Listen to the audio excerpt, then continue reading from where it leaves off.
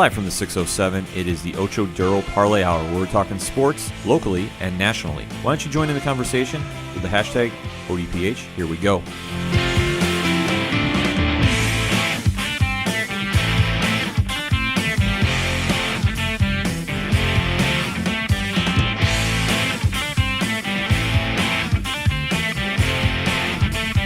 And welcome to another edition of that Ocho Duro Parlay Hour. Hashtag ODPH if you're on the social media. I am your host, Ken M. I am in a great mood. Sitting across from me this week is the sound guy galore, JR. Yep. And he is not, which we will break down. I'm not in a good mood. I'm going to tell you that right now. I'm not in a good mood. Oh, we will be discussing this in the local minute. Trust me. He's trying to get out of the room. I am also not going to be a part of the local minute, I don't think. Oh, no. He's going to definitely be part of it. It might be a silent microphone, but he will definitely be in studio for that. Also joining us in the studio this week is the intern himself, Padawan J. Baseball starts this week. Oh, yes. Yes, it is. Baseball, summertime, Binghamton. You can't beat it. Not at all. And joining us on the panel this week, crashing in the show, but he is always welcome to join, is our buddy, the creative designer of our logo from the ODPH and the president of Thirsty Threads, Inc. Folks, give it up for Frederick Theodore. Gentlemen, how are we doing today? Oh, we are doing wonderful. Mm-hmm. Yeah, that's good. Yeah, we're all doing great. Yeah. Our host mood shot to Pluto about noon this morning. Yeah. Oh, yes. Trust me. Like, it didn't matter what kind of day he's having. I told him something, and his mood went to the next galaxy. I'm so excited to talk about it, too. Oh, it's going to be great. Oh, I know you are. I know you are. Insert sarcasm. What are we talking about? You'll just have to stay tuned in here. But we have to recap a few things going on this past week. First and foremost, the Final Four. Wow. There goes my bracket. Yep. A lot of brackets were completely busted and thrown out the window. Yeah. But you know what? Great games the entire weekend. I'm going to pass it around the panel. What was your thoughts of this weekend's games? Syracuse got a hose job. Oh. Listen. That game was closer than it should have been. It was not closer than it should have been. It was spot on the money, like I told you. Y'all got nervous. I'm getting these texts. Oh, I'm not scared. Nothing. Listen, you should have been. We were right there. If we could have made a 3. It came down to talent. Yeah. I mean, listen. Duke just had better players. Nah, it's true. It is true. I mean, Syracuse did show up for the game. And, you have to give the respects to them because they took upon the challenge of facing Duke. And like I said on last week's show, I thought Duke was going to run them out of the gym. So did I. And a lot of people did. No. But Syracuse did play them very well. And I think what caused them to lose is they got into foul trouble early. Because every time Bagley was getting the ball underneath, they were hacking him as he's going up for a shot. And when your major players are getting into foul trouble early in the first half, it's going to make for a long game. And here's a really cool stat for you. Do you know how many Syracuse players made a 3? 1. Oh. 1. And that will also cost you in your game, too. 1. That's it. Only one player from Syracuse made a 3 in that game. I know they say you live or die by the 3, but man, you got to at least make some. Yeah, and that's the thing is from Syracuse, the entire year, even Syracuse as a franchise, you live on the defense. You do. You live on the zone. Oh yeah. So this has never been a team. It's never been a program that's going to go out and blow your doors off in a gym shooting 90. Yeah, all of you guys can attest to that. Oh, we even knew back that. to the Big East days. Never going to go in there and lights out shoot 90. They're looking for a 50-49 game. Mm-hmm. Once I see Duke starting to climb up over 60, you're like, they're in a drag race to 70, and it's like that's just not going to happen when you don't have shooters. When they made their 10-0 run to end the first half, you knew the mood in the game was changing. Mm-hmm. I saw a thing on Twitter somebody shared. I can't remember who, but it was essentially like Syracuse's last 10-plus or something college basketball tournament appearances and like the point totals and whether they won or lost. Anytime they kept the opposing team under 60, they won. Right. Every time they went over 60, they lost. It's almost like very Virginia-esque in a sense that they're looking for a very slow defensive struggle, not a run and gun kind of. It's just not their game. No. They want to get in the zone. They want to get in their presses. That's what they want to do. They're not going to run. They're not going to shoot open threes. It's just not their thing. And it showed because only one player made a 3. It's another thing that I've watched because I'm a big Syracuse fan. And just the way coach, the way he rotates his players, he only plays 7 to 8 players. He doesn't rotate the bench like he should, like the way Duke does. They were able to stay fresh. They had the talent. They were able to make shots, and it just came down to a couple possessions and the foul trouble, and that was the difference in the game. Yeah, that's a great point, Frederick. It is the point of the game where when you get into foul trouble, it definitely changed everything. And Syracuse did hang in there tough. And then when Duke faced Kansas, same thing was happening again too. Yes. But this time it happened to Duke. When you're playing against the fouls, you're not going to win. Listen, man, how close was that jumper, though? That's about as close as you could come against Kansas. I mean, that thing hit every part of the rim, the backboard. I mean, I've never seen a shot like that not go down when it literally hit everything. Coming out of the Syracuse-Duke game, well, going into it, I felt it was Duke's tournament to lose because you look at all the upsets we were having, all the big teams that were going down, left, right, and center. To me, in my head, I'm thinking, all right, this is Duke's to lose. Like the Golden Brick Road is there for them to skip down to the championship. But coming out of that Syracuse game, I was thinking, there's a chink in the armor. They're not as perfect or as great as I had in my head. Mm-hmm. And Kansas exploited that. Absolutely. I mean, Kansas played as well of a game against Duke as he could. And there's no shame in, as a Duke fan, there's no shame in me saying that. They played them very well. They stopped their jumpers when they needed to. And obviously when it went to overtime, I thought Duke was going to be in a little bit of trouble. And Kansas took advantage of that. I mean, they were nailing the shots when they could, and Duke just struggled going in overtime. I mean, nothing really else you can say about it. It was a bittersweet thing for me as a Duke fan because, hey, I had them going all the way against Arizona, but, obviously that did not happen as I planned. No, it but did not happen. as a fan, it's tough to see. But I got to take my hat off to Kansas. They definitely looked very impressive going into the Final Four. Saying, how about the run Loyola's given? Loyola, Chicago. My goodness. Cinderella has not left the ball just yet. Clock has not struck midnight. Wow.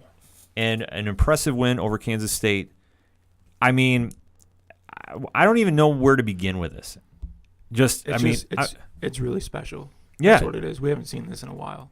No, definitely not. But, I mean, it encompasses everything that March Madness is. I'll say the last one I can really think of that made a run like this that nobody saw coming, George Mason. Yeah. Which I know gets brought up every 5 minutes if you watch TV, but that's the last thing I can compare it to, where it's a team that unless you went to that school or an alumnus of that school or live in the area that school's in, I don't think you had them winning anything. Same thing with VCU, actually. Mm-hmm. VCU, Butler. Yep. Then they lost in Butler Duke in the final there, The mid-majors are coming along, and I tell you what, Loyola is playing as well as you can for being a team that was very under the radar. It's like we said with UMBC. They've got nothing to lose and everything to gain. Yeah, they're playing with house money. So no matter what happens from here on out, they have nothing to hang their heads about. Now we taking them against Michigan? No. Yes. Taking them all the way. I'm telling you this. I think there are going to be Michigan. It's going to be a late-minute jump shot again. We now on the train, the Loyola train. We finally going to. We're all on board. We're on for one more game.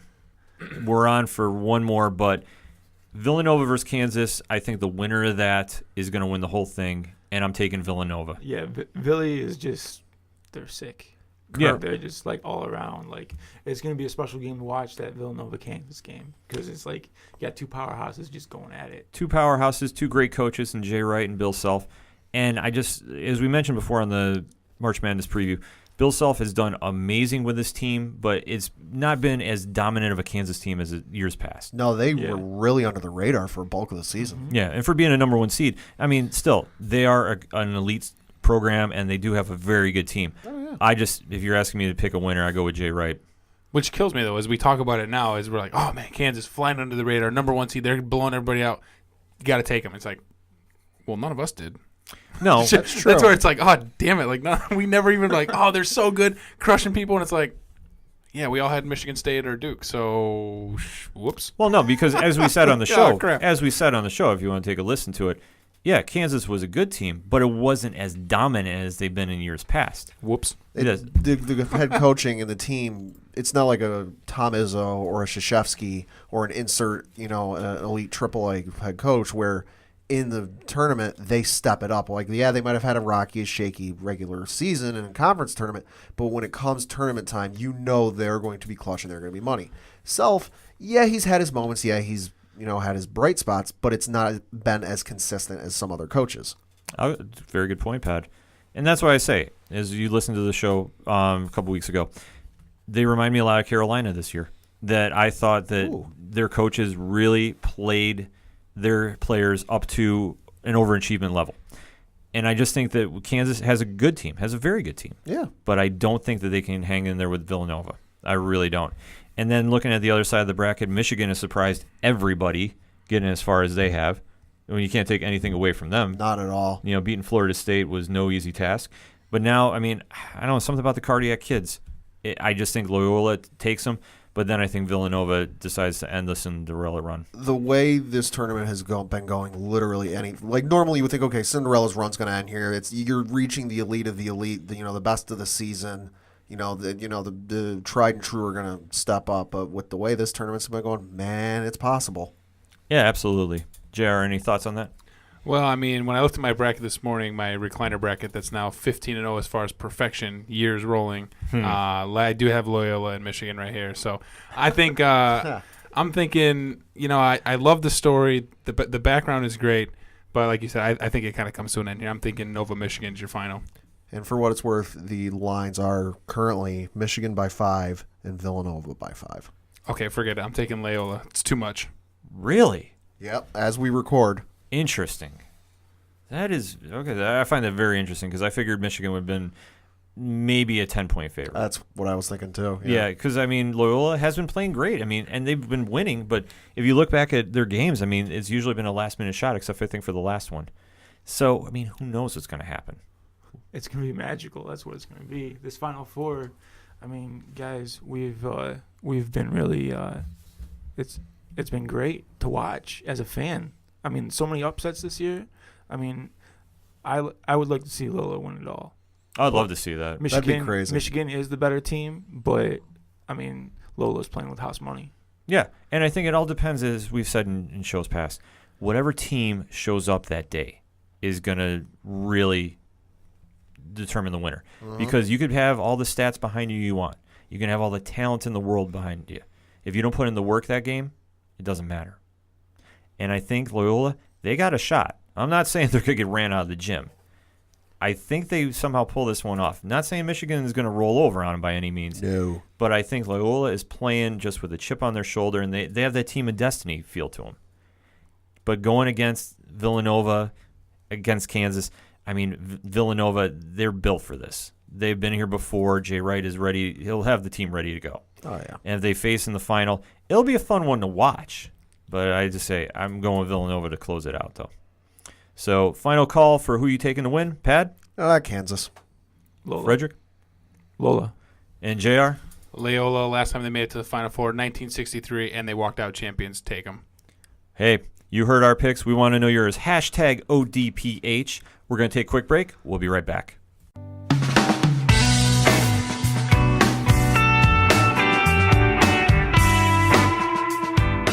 We're now on iTunes. That's right. The Ocho Duro Parlay Hour is now on iTunes. So download, rate, and subscribe. Spread the word, and thank you for listening to the Ocho Duro Parlay Hour.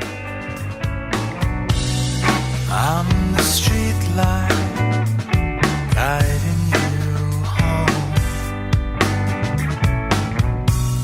Avoid the wrong step into. Coming back in another segment of the Ocho Duro Parlay Hour. And guys, baseball season's almost here. Pat has been waiting to talk about this for weeks, so lead us off. You have no idea. So, of course, this Thursday is when the baseball season officially kicks off. Of course, you had the Cinderella run of the Houston Astros last year, winning their first World Series.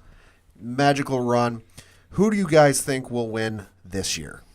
You know, honestly, looking at the teams, everybody is jumping on the Yankee bandwagon when signing Giancarlo Stanton.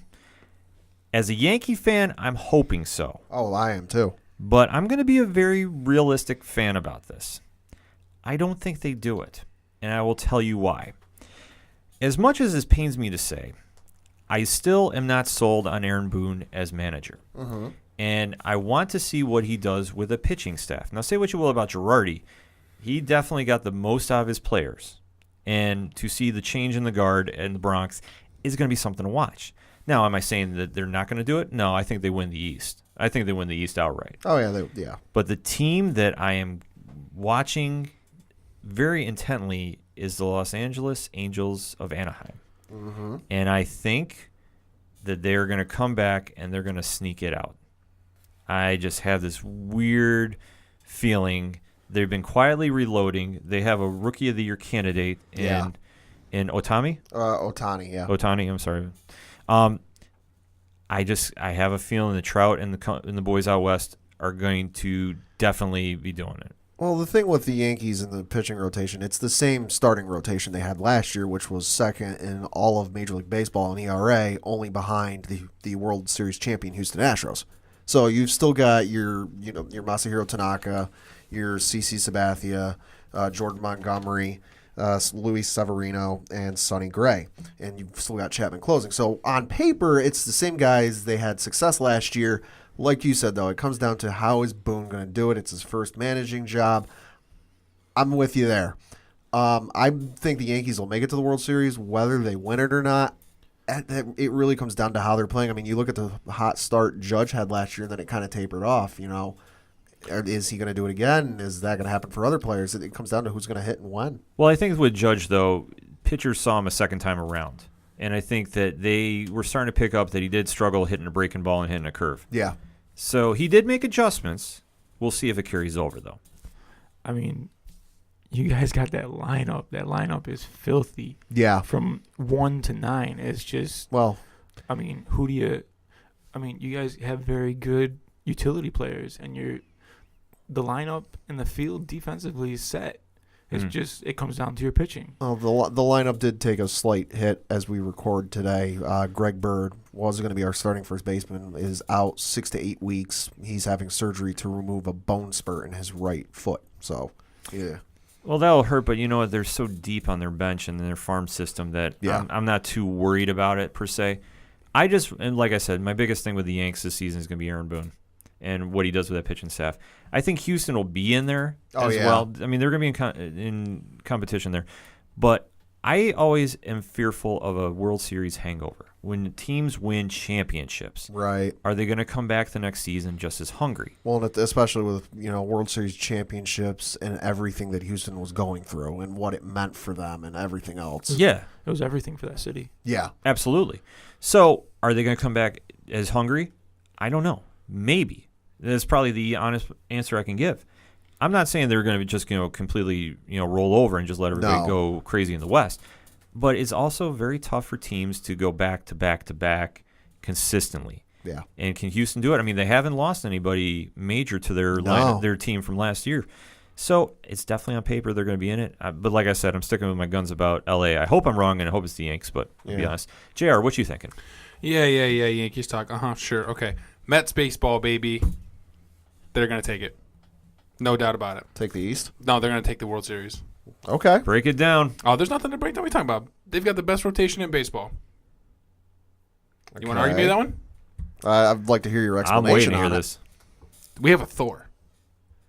Yeah. What's the rest of your Avengers? Enough said. What are you talking about right there? You've got Thor, you've got DeGrom, you've got Mats, you've got, we have a Dark Knight. Come on. Well, what do I say to that? You can't throw one guy out 5 days a week.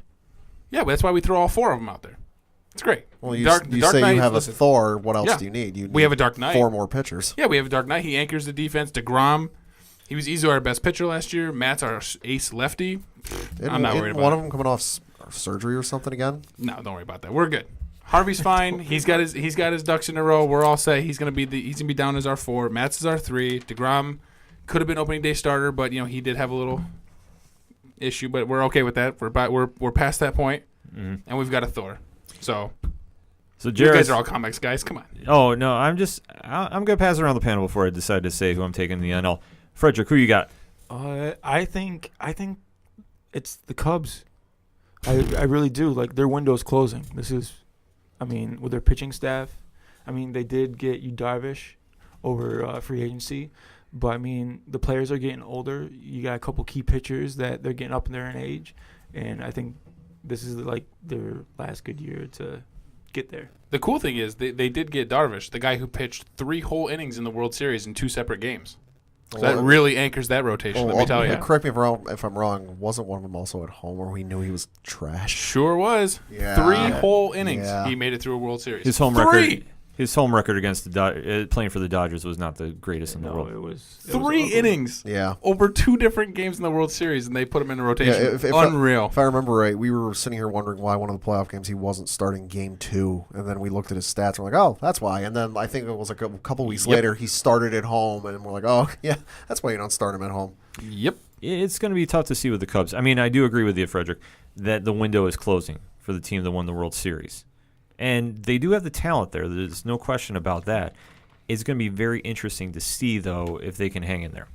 Pat, who are you taking? I'm with Frederick on this one. Cubs, it's a very short window, and we know what Theo Epstein can do with the right people in the right places on that team. Fair point. Now, listen, the reason why I'm so hard, they've got, of course, I'm a big diehard Mets guy. However, if you have read, as Pat has right in front of him, the hottest commodity going around. Not wrong. True. I'm really puzzled, and I'm bringing this to the panel's attention. This will make you laugh if you have not heard this, by the way. Who is their World Series? The same one they've got in the World Series 5 of the last 6 years, just about. Washington Nationals. Right. And they said, what about Strasburg? The dependable ace of their... He's showing some signs of dependency. You know, the thing about the Nationals Right. is they've been talked about so much that I can't buy them getting there. They've had so much hype behind them since Bryce Harper's been in the lineup. Well, since Harper, since Strasburg, when they added Gio Gonzalez, when they added Scherzer. Listen, man, everybody's giving me flack for throwing Syndergaard out there 5 times a week. You can't throw Scherzer out there 5 times a week because No. you know Strasburg's no good in October. He's gone. He's hurt. He's on a pitching limit. Something always happens, and he's gone. He's just up and disappears, and then they're always supposed to be in the World Series. They're always supposed to have 115 wins. Their rotation disappears, and then they're left with Scherzer. It's a debatable question of, can they get there? Can they finally, get over the hump, so to speak? No. I agree with you. I haven't seen enough to really say that this team is ready to get there. On paper, sure, they should have already won a World Series by now. Oh, yeah. Twice. Yeah, but they haven't for whatever reason you want to claim. It's just, for some reason, you get in the postseason, it just falls apart. I just thought of this one. They're in the same boat that we put the Philadelphia 76ers in to start the NBA season. They've got all the talent in the world, but they need to stay healthy. Yeah, I mean, and it depends on the manager. Mm-hmm. Can the manager manage the team? Well, we saw that last year. That wasn't the case. I mean, the players were running that clubhouse. Yeah, I mean, that's the thing. When you the players are running the asylum, so to speak, it does make for a very tough situation out there. And correct me if I'm wrong, don't they have a new manager this season? I believe Sure so. do. Dave Martinez. Yeah. And the only hype around the Nationals, as we can all attest to, is if they're going to have a $400 million man No. in Harper. I don't. That's the only. But it's true. Oh, no, we I talk agree about with you. should they be there? Are they going to do it? Is this finally the year they get there? But instead, what are we all talking about? Is Harper going to get his $400 to $500 million contract and be the first one ever? Yeah, that's the only thing that's coming out of it is if he's going to get paid or if who is going to pay him that much money. Well, in bar the Nationals making a historic run at the start of the season or something of that sort at any point during the season, that's all you're going to hear about with the media and them. Because if he's the only one batting, okay, think about it. What at the All-Star break? What if he's got judge numbers from last year at the All-Star break? He's going to get paid? Yeah, He'll get paid, but he ain't going to get paid that much. Oh, he's going to get paid. He's going to get paid, but I mean, who's going to pay that to him? The Nationals? The Nationals would? Yeah. Well, I think the Nationals are in a tough spot because that is your franchise player. That's your marquee guy. Right. Do you let him go, or do you just dump all the money into him and then, you're locked in there for depending on how long he wants to stay? Or do you trade him at the deadline? Yeah, but how much you get for him, though? Who else is notorious for giving really huge contracts that are horrible? They'll never do it. What's that team again? Oh, the Yankees. They'll never do it. They'll pay him $700 million or whatever. Where's he going to fit in that That's outfield? about what I was going to say. You guys will find a way to pay him. It doesn't matter. No, would never. They've already got insert A-Rod, insert CC. Okay, but why not Bryce Harper? You're right. Simple. You're right on the aspect of them giving bloated contracts to players and it doesn't pan out. You're not wrong. But what I'm saying, they would never do it because as the roster already stands, they've got like 5 or 6 outfielders in 3 positions. I mean, I hear you're looking for a new first baseman. I'm sure you could get him there. Yeah, no. No. They would. They would never do it. The only reason they went off after Giancarlo Stanton, and there's an article in Sports Illustrated where they talked to Brian Cashman, they talked to Stanton, they talked to Stanton's agent. Only reason it happened is that the Yankees really wanted Ohtani, and when he came out with his stipulations that he wanted to be in a place where he could potentially pitch and hit, and then he wasn't going to come anywhere east of the Mississippi, that ruled him out of getting Ohtani. So that's when they started going for Giancarlo. And it was the one place Giancarlo was willing to go because there were 2 other teams that the Nationals, that the Marlins had agreements with, but Stanton wouldn't waive his no-trade clause. Jeter hooked him up. I mean, well, Jeter wanted to dump salary because Giancarlo. You can read it in the article. Giancarlo went to Jeter and the general manager and said, "Listen, I think we've got something really special here. We just need a few more pieces. We can try this, and then if we hit a certain point, trade, dump, whatever you got to do." They're like, "No, that's not what we want to do." They had an agreement in place with the San Francisco Giants. That's in the article. They had an agreement for him to go to San Francisco, but he wouldn't waive his no-trade clause. His agent contacted him saying, "Hey, we've got to deal with the Yankees." He's like, "Yeah, let's do it." He goes, "You want to wait a day? Sleep on it?" He goes, "Listen, if I sleep on it, it's going to be the same thing tomorrow morning. Do it." Well, Stanton leaving Miami, I mean, that's another case point where you have your marquee guy leave your team because, I mean, obviously it's not working down there. With Washington, I don't know what you do there. With Harper, it's a tough thing because if you go all in on him, it's great for your fan base. But do you guarantee a win for your franchise? Tough to say because you've already gotten this far. And you look at the recent history of giant contracts. I mean, Albert Pujols, Robinson Cano, A-Rod. I mean, how well did those work out in the long run? Yeah, anything over 5 years is you really got to walk unless on it's pins young, and needles. Unless it's young, like real young, I don't do them. Yeah, and that's the question. The thing with Harper is like he's got all the talent in the world, but when it comes to clutch situation, he doesn't have that. And his character is flawed. Well, you got to see, though, because I know a lot of times I think sometimes with all the commercials and all the hype behind it, it never comes off well. But like you say, when he produces in the postseason, sometimes it just doesn't happen. Yeah, Frederick's right. He's got all the talent in the world. It's just he's got that one switch that he needs to figure out what it is and flip it, and that's when you'll see a turn. So my question, though, is, okay, so we've talked about it. Obviously, you guys are Yankees fans.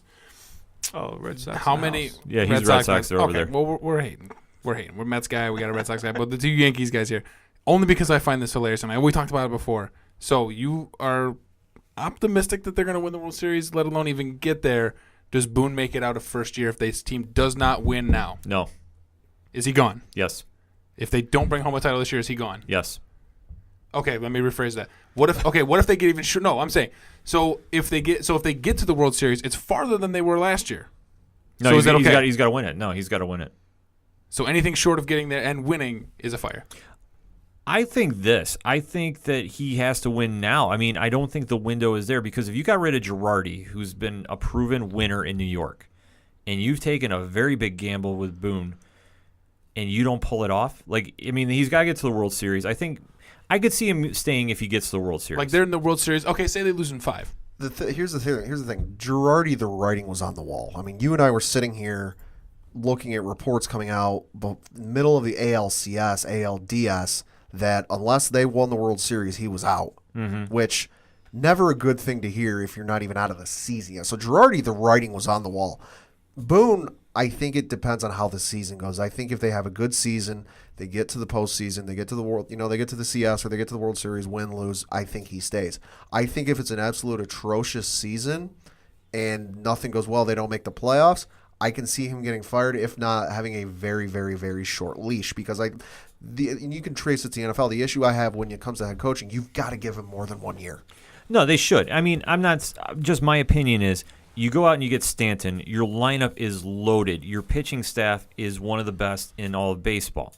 If you regress for whatever reason, I mean, it is New York. It's the toughest media market in the world. No doubt there. I just don't see it happening for him. I was going to say, only to your argument, true, you do give a coach more than 1 year if your team's not completely already loaded, ready to win right now. Yeah. Like if he was going, okay, so if Aaron Boone got a job in Miami for the Marlins, fine, you give him 2 years, you got to get his process, you got to get some people in there, whatever.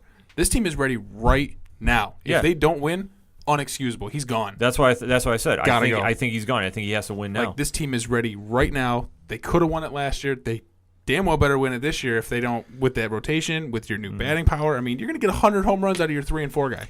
And to bring it back to what I was saying, though, for the NL, though, like I said, I could see the Yankees getting there. Like I said, I just worry about L.A. But the team I think facing them coming out of the National League, I think is going to be the St. Louis Cardinals. Ooh. I think they're flying under the I see radar. that. They're one of the best-run organizations in all of baseball. They're I mean, very consistent. They're always in it. Yep, and I think they're going to sneak there and get there because I know a lot of people are picking the Dodgers, and the Dodgers have got a great team, albeit Justin Turner, though, I believe, is a broken hand. Yeah, he took a pitch off the hand the other night, and he's got broken hand, so he's going to be out a couple weeks. Still, I think by the time it's all said and done, the Dodgers are going to be in it, and I think the Cardinals are going to sneak there and get it done. So we've gone through our World Series picks. What's one thing this season you are intrigued to see or looking to see? I am intrigued to see how Cleveland does Okay. because I think that they're another team that could fly under the radar. And I mean, they had a great regular season last year, and I know that they have a very stacked team this year, but is Corey Kluber, is he the guy to take them there by himself, or do they go out and get another arm to help them? Okay. JR? L.A. Okay. I mean, I'm thinking, can the Dodgers get over this hump? I mean, you've got Kershaw. Time's ticking, man. You've got your ace in the horse. I mean, I'm curious. See if they can get over that hump, get to the World Series again, get it done. Frederick? I think I'd have to go with my Red Sox and the pitching staff. Last year we ran out of gas. Right. And Chris Sales, can he keep it together the whole season? You know, he's gonna have up and downs, but he's gonna show up when we need him because I mean he started off like a firecracker last year. Yeah. And then he ran out. Yeah. I think the thing I'm most looking forward to is how Ohtani plays with the Angels because when you had every team minus the Miami Marlins because they weren't buying anybody for big contracts, everyone in baseball was going for him and just the talk and the hype and the money. Can he live up to it? Can he step up to the stage and deliver? Or, is he going to deliver? Or is it going to be another situation where, you got these guys coming in from overseas and it just fizzles out and doesn't work? Folks, we are excited for baseball, but let us know what you think. Hashtag ODPH. What's your baseball predictions this year? We want to know. We're going to take a quick break. We'll be right back. Hey, this is Brian Wolf from Fair City Fire. You are listening to ODPH, the greatest podcast in Binghamton. Woo!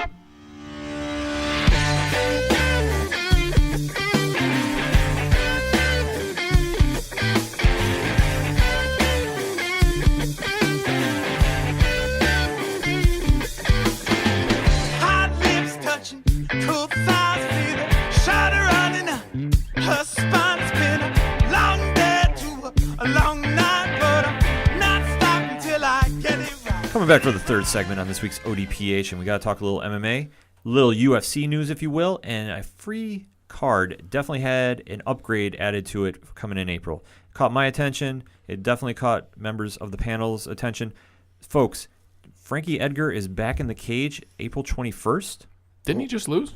Yep. He did lose a contest against Brian Ortega. Wasn't that like the other day, it feels like? It was like a hot minute ago. Yeah. Yeah, it definitely was, and Frankie is getting right back in the cage against Cub Swanson, who he's already fought before, April 21st in the Atlantic City card for the UFC. Gentlemen, what is your thoughts on this? It's a good upgrade for a free card. Definitely is. I remember, though, when Frankie fought Cub the last time, Frankie just annihilated him. Yeah. So I'm not really as amped, but I'm definitely thinking it's a great fight for the card for two reasons. One, if Frankie can get a win, he's definitely back in title contention. If Cub avenges his loss, Cub is right back in the mix, too, for Max Holloway's belt. I think there's a lot of different ways this fight can go. My question is, what's the hurry? Like this is a fight that is a month apart. Roughly. Man, what in the world is the hurry to get back? Well, it's for a guy that really doesn't have anything to prove at this point. Right. Well, I just think it's in Jersey, so he definitely wants to fight for the hometown crowd. Sure.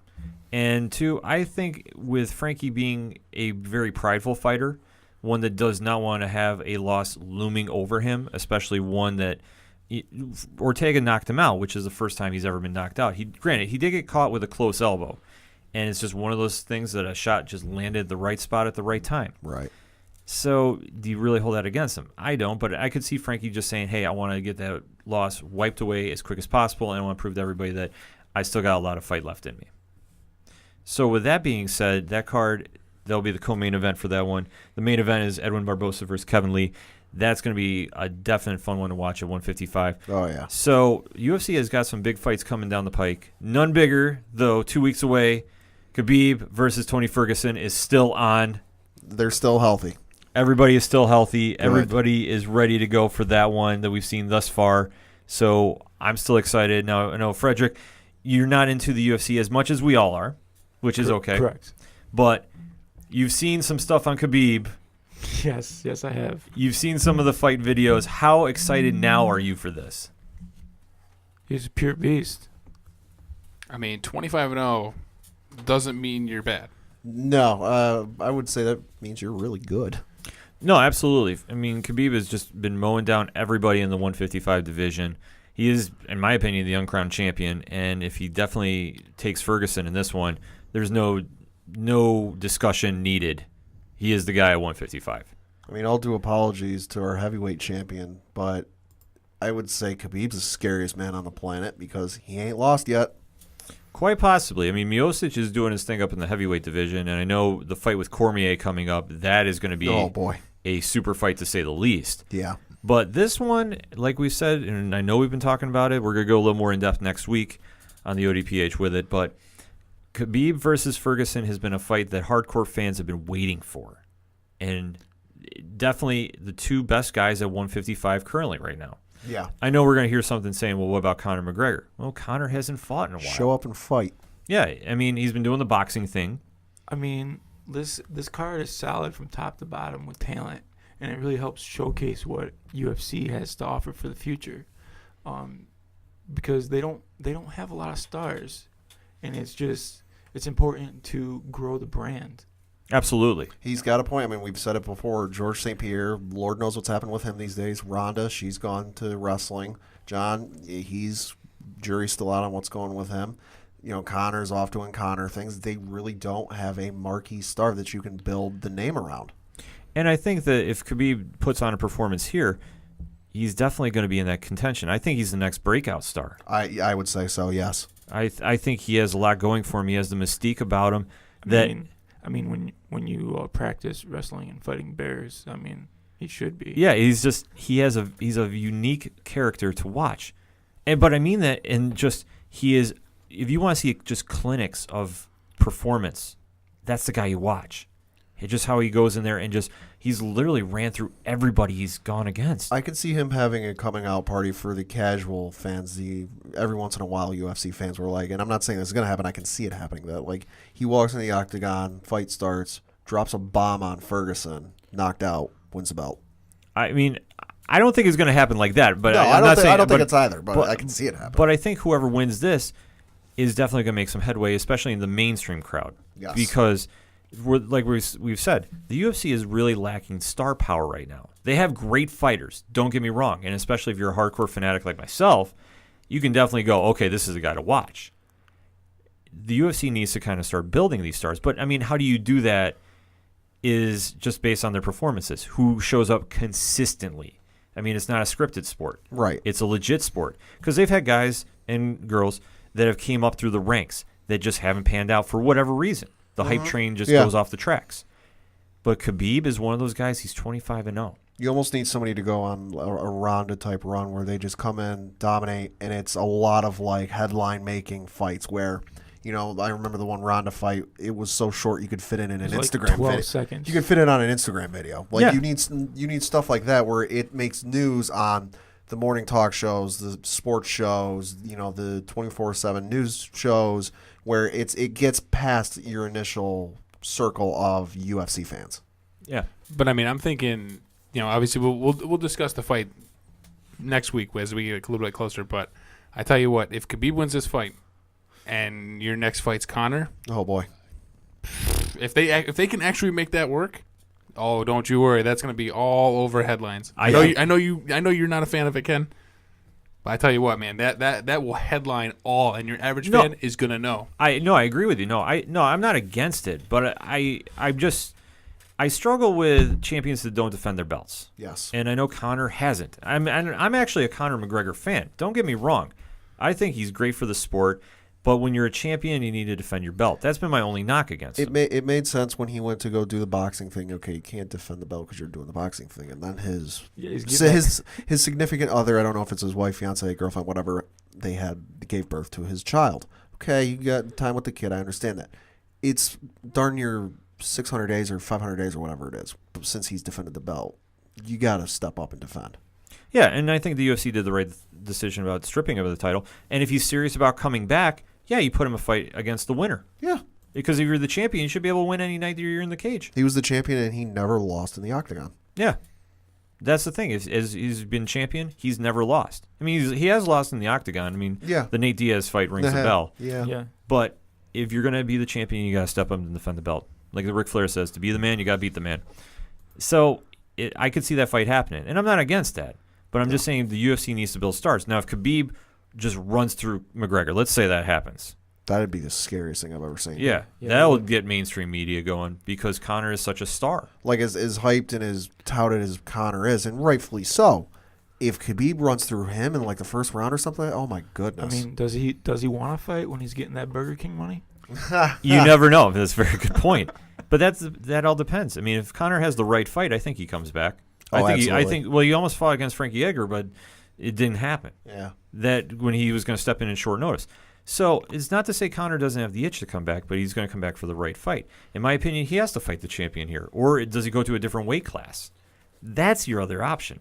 Because I don't think he comes back to 155 and he has to work his way back up. Would he go up or down? He's fought at 170 before. I don't think he goes back to 145. No. I think there is a great fight to be had at 145. I just don't think he goes back. I think he stays at his current weight class, or he goes up to 170, but he's a small 170. Right. That's the only thing with that. But it's tough to say. But going back to this fight, I mean, this fight card is going to be just insane. Especially, I know we haven't talked about Michael Chiesa versus Anthony Showtime Pettis, which is going to fly under the radar for some, but I'm excited to see it. I think Pettis is going to have a return to greatness. Not that he hasn't been doing it already, but I think him coming back to 155 is going to be a great fight. And him versus Chiesa is definitely going to steal the show. Yeah, I'm with you there. Don't get a bathroom break or a food break during that fight. You could see a fight of the night. Yeah. And I think the only other MMA news that we were going to discuss is just a really questionable thing happened at the end of a fight this week, Pat. Yeah, so there was a fight over the weekend. It wasn't UFC or Bellator. It was a smaller promotion. Had a fight over the weekend where I believe the fighter knocked himself out and was down on the ground and, self-KO or whatever you want to call it. His opponent then went and stood on this fighter's back, did a front flip off of his back in celebration. Now, what are your guys' thoughts on this whole situation? Absolutely classless. Yeah. I mean, listen, I understand in the heat of the moment, self-knockout or not, you get a win, you're hyped in the emotion, I get it, you're riding, probably one of the biggest wins of the guy's career, he's all stoked, but listen, man, have some class. That is absolutely disrespectful, and that's an abomination in my opinion. Suspension immediately. I think he should never be allowed to fight again. I really do, because that's just there should be zero tolerance for that.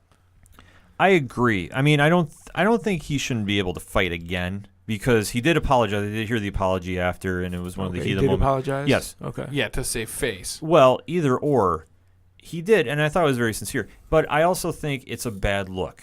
And I thought when I saw it, I was like, that is completely disrespectful, and that should not be tolerated anywhere. Yeah, I can see him maybe running over the guy, like not stepping on the guy, but I'm saying like he kind of jumps over him and running around and celebrating and high-fiving and whatever. I can see that, but when you stand on your downed opponent, I don't care if your emotions are high because you just won, the biggest lottery in the history of lotteries. You don't do that. No, you don't, and I think it's going to be interesting to see what happens to that fighter moving forward. But I think it was a bad scene for the sport, and I mean, obviously, there's been a lot of criticism about it. What would you do? Would you suspend him for a year? If I was the promoter, I probably would not hire him back for a year.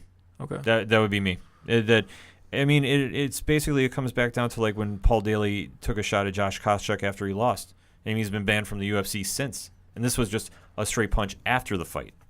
Okay. So if you're a fighter or a promoter and you see fighters doing this, and depending on their reaction, I guess, after, I mean, you could say it was a heat of the moment thing, and it was just a very immature decision, and that's kind of the vibe I'm getting from it. Yeah. So I definitely would be very trepidatious about rehiring him back for a fight, but I think it's a lifetime ban thing? No, I think how he reacted to it after, I think it kind of might be a saving grace for that. Well, and the thing we should mention is that despite the other fighter knocking himself out because of this fighter's decisions, he was disqualified. Yeah.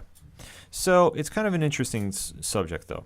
And I hope that fighters coming into the sport definitely learn it and definitely do not get involved doing stuff like that, because that just is a bad look from top to bottom. Yeah, I mean, we've seen fighters in the past, heat of the moment, they'll stand over an opponent. We've seen that hundreds of times. They'll stand over an opponent, you'll look down on them, you'll flex the guns, John, I can remember, did a few things that weren't exactly all that great after a fight. But you know what I mean? Like you're not jumping. You're not jumping on someone's back. The guy's unconscious. He's defenseless. You know what I mean? Like, listen, you stand over him. Okay, you flex the guns. You let everybody know you're taunting in a sense. Fine, but the guy's unconscious. He's face down on the mat. Yeah. And you jump on his back to front flip. Absolutely tasteless. So the guy's already going to be embarrassed enough, because it's not like he got caught with a right hand or an uppercut or something. He knocked himself out. Like, the guy's already going to be mortified. Right. Yeah. So it's a very interesting subject. We want to know what you think about it. Hashtag ODPH. Let us know what you think. We're going to take a quick break, come back, and round those bases to close out the show this week. It's a heartbreak, soul-shaped radio attack. Taking 4 steps forward, no steps back. Hey, this is Vince the Common Man Ciatoy, local MMA fighter, telling you to keep on listening to the ODPH, the 607's up-and-coming newest podcast.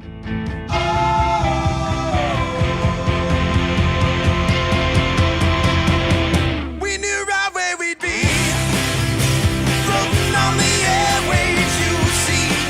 It's a heartbreak, soul-shaped radio attack. Taking 4 steps forward and no steps back. We knew right where we'd be. Coming back to close out this week's ODPH with a local minute. Shout out to those Binghamton Bulldogs. Yeah. It is official. Their playoff game down in Texas is going to be Thursday, April 5th at 8:30 in Austin, Texas. We want to wish them luck in the Elite 8 of the ABA playoffs. More information, binghamtonbulldogs.com. Check out their Facebook. Support those dogs. Enough said. Yep. Ow, ow!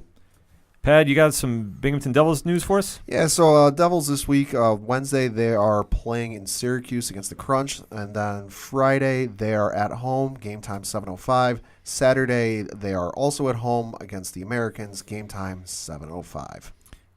A lot of stuff happening in the 6-0 Lucky.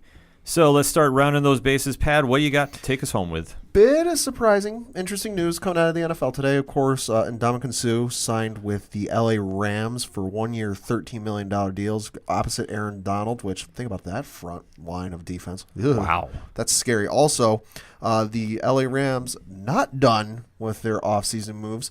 Odell Beckham Jr. is supposedly being shopped to teams around the league for a first-round draft pick, as is being reported. However, the New York Daily News Sports is reporting that the LA Rams are pursuing the Giants wide receiver for a possible trade. Interesting moves going on in the NFL. Frederick, what do you got for us? I'm going to the NBA. There's 10 games, and then the playoffs start. Whoa. And the Celtics they're in a bit of a limbo right now. Kyrie just had I guess you might call it minor, but it's not your knee. He had a tension wire. Removed from his knee from his past surgery.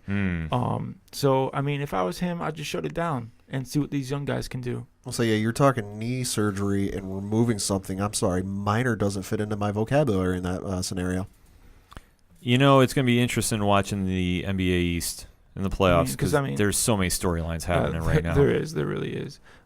But this team is loaded with young talent, and the draft picks they have coming to them, the Celtics, is just it's sick. What Danny has done to give this franchise longevity, he's done a very good job at it. Yeah, you got to definitely tip your hat to the front office. I mean, they have really hung tough, through all their roster moves. I mean, losing IT and getting Kyrie was very controversial at the time. It was. And you know what? The young talent is playing at an elite level. And I think Boston is going to be a tough matchup for anybody in that first round of the playoffs. Well, and of course, you've also got Steph Curry missing the entire first round of the playoffs because of his MCL injury. This is true. Oh, that's never good. The injury bug is coming to Golden State very, very quickly. Yeah. So I think the West is going to be pretty wide open going forward. JR, what you got for us? Pad, I know we've talked about this a lot. I have a number for you. Ready? Sure. 1. Mm-hmm. Any idea what this could possibly mean? No. 1. Ready for this? This Sure. is what I'm going to be watching for. 1 would be the number the Knicks need to get to 28 wins on the season. Ooh, okay. So I will be watching this because we talked about it. I believe we talked about this way back, if we can recall. So it's been a that while. you take the under for days. 28's unreachable. You got to dive. Listen, man. Hey, we've got Hornets, 76ers, Pistons, Magic, Heat. Take them. Well, and we. That's what I'm watching, baby. We're going to go over. I'm thinking 30. Well, if you remember though, we said the under, and then they started playing well at the beginning. They're gonna make that, and then We've got the unicorn. He's looking good. Yeah, Shit, and then he got playoff bound, baby. and then he got injured, and things kind of turned dark for us thinking about that. I know we haven't talked about it much, but this has been something I've been watching, been keeping an eye out because I know the coach is listening. Shout out to the coach. 28. Here it is, baby. Oh, we are boy. 1 win away from the 28 mark, which was the over-under. That's the even 29. I'm taking him. That's what I'm watching for in the next coming week. Fair enough. And you know what? The offseason will have a lot to do with the Knicks. And I know you're trying to go at me about my Knicks. Listen, honestly, the 29 wins doesn't mean anything other than the fact that they're over. And that's, to me, I think it's just funny. They thought that 29 was just like not even feasible. And now it's like we are 1 win away from the even 28. 2 wins away from 29. But you know what? It just showed that they're still trying with what they got. I think they do need some retooling in the offseason, and I think they definitely need Mark Jackson as their head coach. And you also need all the for unicorn that. back. Yeah. Well, we did. Mark Jackson and the unicorn? Yeah.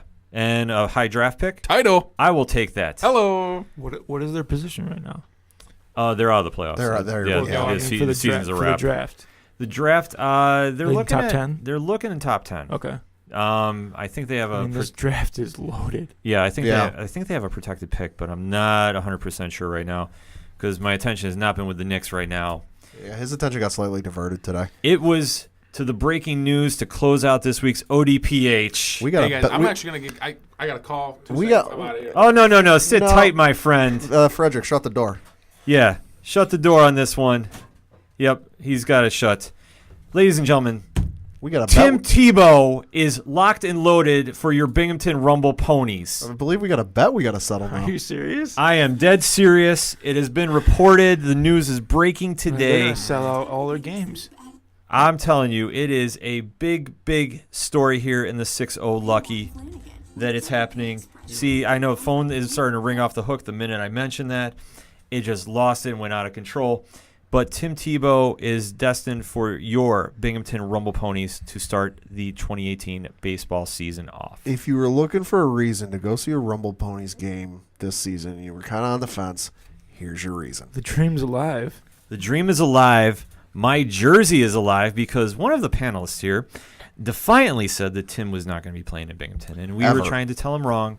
I think my favorite part is if you read this article, they even flat out say he is not ready. And they are pushing him farther than he can surpass. But Let us recall, folks, what was his batting average before he was demoted? I mean, none of us Answer are, me my question. What was he batting? none of us are Mets fans and can't remember it. So .056. Wow, what a slugging average! Let me tell you, 1 for 19 with 14 Ks. He looks pretty damn good. Let me tell you. let's remember though, the bet wasn't he's going to come to Binghamton or he's going to hit well. The bet was just he was going to come to Binghamton. I'm Yes. just more disappointed in upper management flat out saying he is not ready for AA baseball, and they're going to put him there. He is not ready.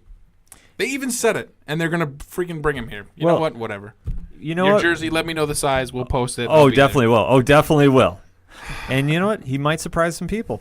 Yeah. We're going to see. We're going to see. there. 2 hits will surprise everybody. Well, we'll see. 2 is the If expectation. if he goes on a tear, we'll have to wait and see. yeah. But Tebow Mania looking will be forward to running around. Mhm. And the stadium, the stadium was already going to be rocking as is, but now forget about it. Going down to Nice Egg Stadium is just taking on a whole new atmosphere.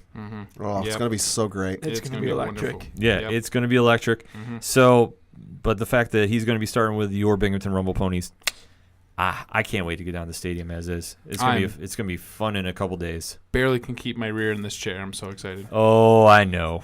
But, hey, let us know what you think. Hashtag ODPH. What's your thoughts about Tim Tebow joining the Binghamton Rumble Ponies? We want to know. So, for Padawan J, Frederick Theodore, thank you for coming and joining the panel this week. Oh, you're very welcome. For the sound guy galore, JR, who is muting his microphone and walking out the door as we speak, I'm your host, Ken M. Thank you, as always, for listening to the ODPH. We'll see you next time.